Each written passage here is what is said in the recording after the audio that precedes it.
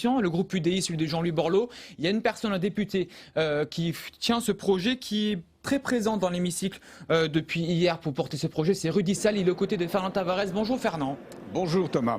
Alors Rudy Sall, merci d'être avec nous en direct. Vous êtes le porte-parole de l'UDI dans ce projet de loi, effectivement. Vous avez entendu tout à l'heure le ministre de l'Éducation, vous avez entendu la réaction notamment de l'UMP demandant sa démission. On a eu l'impression de revoir cela sous d'autres régimes de droite, de gauche. Tous les ministres de l'Éducation nationale ont toujours été maltraités dans l'hémicycle. Faut-il qu'il démissionne, M. Peillon ?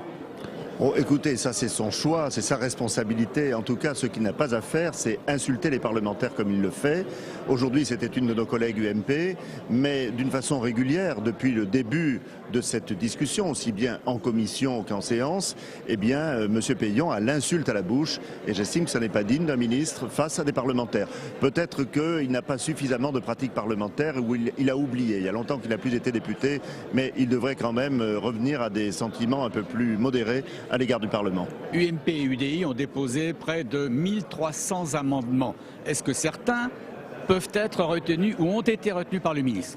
Oh, ils ont été retenus tout à fait à la marge. Je m'honore d'avoir fait passer un amendement, un seul, qui a été celui de pouvoir pavoiser toutes les écoles de France avec le drapeau tricolore. Et ça, j'en suis très heureux parce qu'effectivement, c'est un symbole fort de la République. Et puis d'autre part, j'ai réussi aussi avec mes collègues de l'UMP à bloquer un amendement vert qui consistait à ne plus appeler les écoles maternelles, mais les appeler écoles premières, écoles préélémentaires. Enfin bref, il ne fallait plus faire référence à la mère parce que probablement la loi du mariage pour tous était passée par là.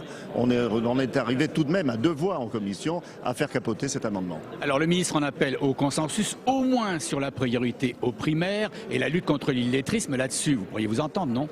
Mais vous savez, nous en appelons, nous, au consensus depuis longtemps. Nous estimons que l'école n'est ni de droite ni de gauche, c'est l'école de la République. Seulement, le consensus dans la bouche de M. Peillon, ça n'est qu'un artifice. Car pour M. Peillon, il y a ceux qui aiment l'école, c'est-à-dire lui et les socialistes, et ceux qui ne l'aiment pas, les autres.